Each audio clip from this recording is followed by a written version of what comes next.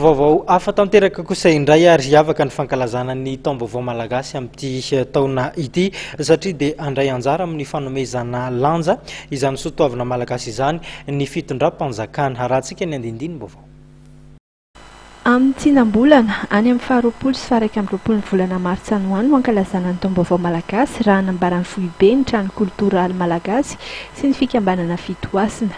Hiavaka ny fotoam-pankalazana ny taon'ity satria dia andray anjara amin'ny hetsika ny fitondram-panjakana izay ny praiminisitra no ihany fotoam-pankalazana. Hialohavana fandaharam-potoana maro samihafa ihany koa ny fankalazana.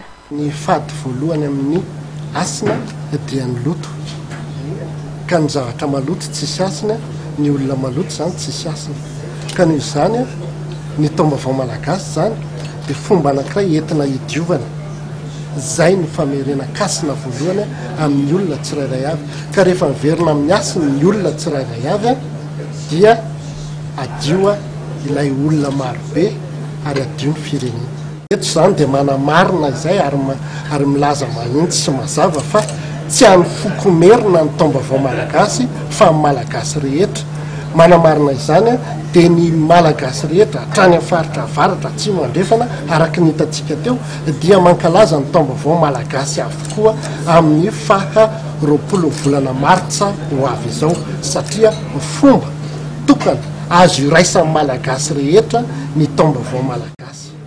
Anisan'ny voalaza matetika ny mikasika ny fanompo-tsampy sy ny fankalazana ny taom-baovao malagasy no hamarin'ireo tompon'andraikitra amin'izany anefa fa tsy misy ifandraisany velively izany. Zany isan'ny olona mpandala ny fomban-drazana. Ny fandalana ny fomban-drazana retoko tsy fanompo-tsampy ary ny firenena farany mandroso maneran'izao tontolo izao dia ny olona mandala ny fomban-drazana. Ka miresaka antsika eto taom-baovao malagasy naveriko teo malesaka hoe any avaratra ho ny siako eto zao dia hoe amaso olo tena mpanjaka tsy miaro troany atankarana any avaratra any dia misy ny fisaigna-pasiny antegniny, misy ny tsangatsaigny, misy fandehanana andavaka roatretrao dia fanajana ny fomban-drazana fa sanatria ny vava tsy manompo sampy zahay mandala ny fomban-drazana ary zay natonga ny tenako no voatolotra isolotena ny mpanjaka tsy miaro trois eto amin'ny trano koltoraly malagasy.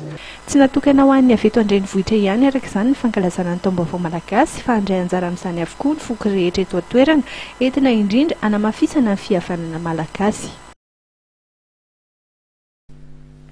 Dia izay ihany koa toko lasitoko vavy no anakatonantsika tanteraka ny pejin'ny fampahalalam-baovao tamin'ity takariva ity isaorana feno ianao nanaraka izany hatramin'ny farany azadino mbola manome fotoana ho anao ny sampana fampahalalam-baovao eto amin'ny fahitalavitra ma TV aorianan'izao fotoana izao anatin'ilay fandarana mahenika hitondranantsika fanadihadiana samihafa makasika ny zava-misy eto amin'ny firenena na ihany koa izany any ampitan-dranomasina any mametraka ny veloma mandrapitafa ho amin'ny manaraka indray ary.